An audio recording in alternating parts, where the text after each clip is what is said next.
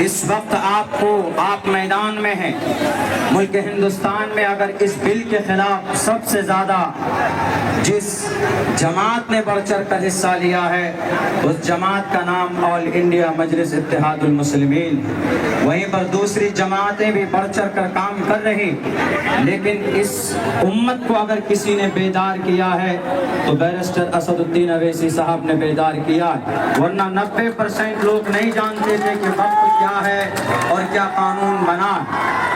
میرے بھائیوں, میرے نوجوانوں, آپ اس وقت جو سڑکوں پر ہیں یہ صرف شریعت کو بچانے کے لیے نہیں بلکہ بھارت کے آرٹیکل میں دفعہ نمبر 14 ہے جس میں کہا گیا equality before law or the equal protection of the laws within the territory of India. آپ اس کی حفاظت کے لیے بھی میدان میں ہیں.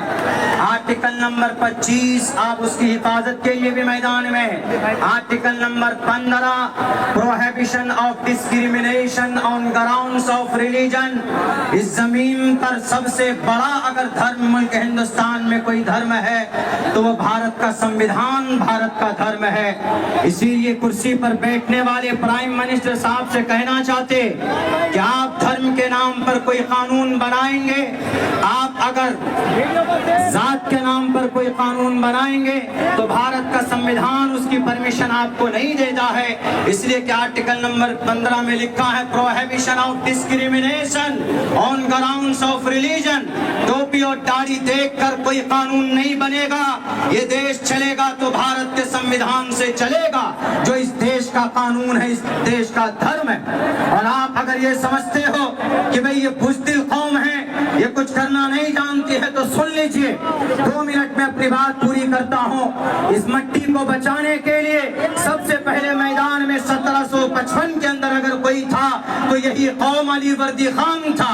اگر اس دیش کی مٹی کو بچانے کے لیے 1799 میں اگر کوئی انگریز کے سامنے کھڑا تھا تو وہ شیر میسور ٹیپو سلطان تھا.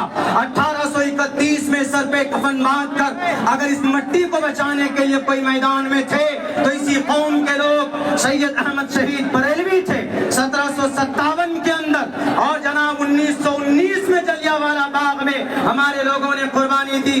اس وقت اسی قوم نے دیش کو آزاد کیا تھا. اگر آپ جیسے ظالموں سے اس دیش کو آزاد کرانے کی ضرورت پڑے گی تو یہی قوم سر پر کفن باندھ کر میدان میں نکلیں گے اور دیش کو آزاد کرائیں گے. بہت بہت شکریہ, جزاک اللہ. 1 منٹ میں ایک میسج اور دینا چاہتا ہوں. دان کا تعلق اسلام سے نہیں ہندو سے بھی. گیتا میں ایک منتر ہے, داتویمتی یدیانم دیتے نپکارنے دیشے کالے چپاترے چ تدانم ساتوکم اسمرتم, کہ دان کرو, دان کیجئے. اور دوسری چیز گدی پر جو بیٹھا ہے اس کے لیے ایک پیغام, یعنی مسٹر پرائم منسٹر صاحب کے لیے وہ لکھا ہوا ہے کہ جا نرپتی پر جا دکھ داتا سو نر ترت نرکم ہو جاتا. اگر ایسا کوئی قانون لاتے ہیں جس سے لوگوں کو تکلیف پہنچے تو اس تکلیف کی وجہ سے فوراً آپ نرک میں جائیں گے. آپ کرسی سے اٹھیں گے, آپ کی موت ہوگی, آپ نرک میں جائیں گے. یہ بھی آپ کے لیے عبرت ہے. مسٹر پرائم منسٹر صاحب یہ آپ کے گرنتھ میں ہے, یاد رکھیے گا. گدی پر بیٹھے ہیں, سب کو لے کر چلیے تو انشاءاللہ اس دیش کا بھلا ہوگا. بہت بہت شکریہ, جزاک اللہ. السلام علیکم ورحمۃ اللہ.